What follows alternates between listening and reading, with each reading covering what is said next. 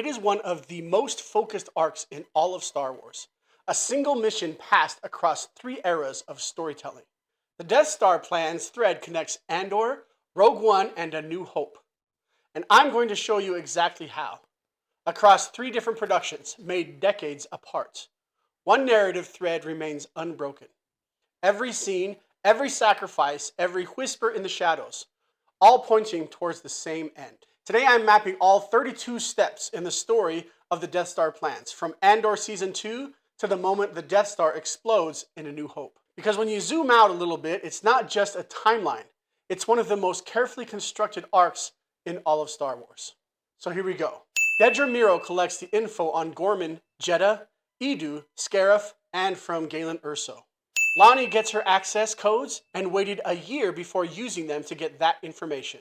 Lonnie passes the information to Luthen. Luthen passes the information to Clea. Clea passes the information to Cassian. Cassian passes the information to Rebel Leadership. Rebel Leadership extracts Jyn Erso from an Imperial labor camp on Wobani.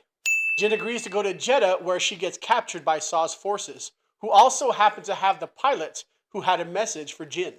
Jyn watches the message. Galen tells Jyn about the file name she needs to get, a message that only she would understand. They sneak into the base on Scarif. They steal the Stardust file. They uplink it to a rebel ship. The ship downloads the plans into a disk. The disk passes through several hands before making it to Princess Leia and escaping Darth Vader. Leia downloads the files to R2-D2. R2-D2 and C-3PO escape the Tantive 4 to Tatooine, which just happens to be where Luke is. Some Jawas capture R2-D2 in the canyons. The Jawas sell R2-D2 to Uncle Owen, who happens to need an R2 unit and who passed on a red R2 unit because of a bad motivator.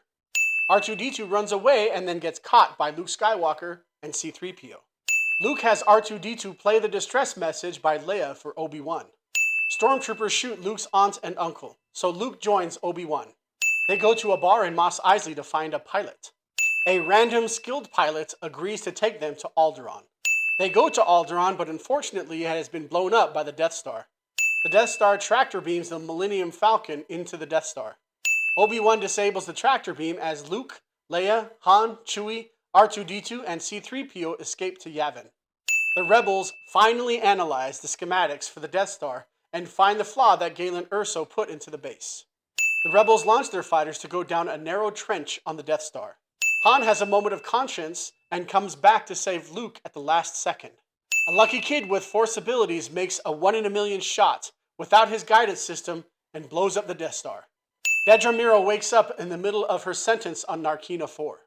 And that, children, is why you need to protect your access codes at all times.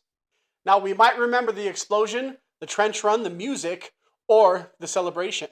But what Andor, Rogue One, and A New Hope show us is that the real victory started long before the Death Star blew up.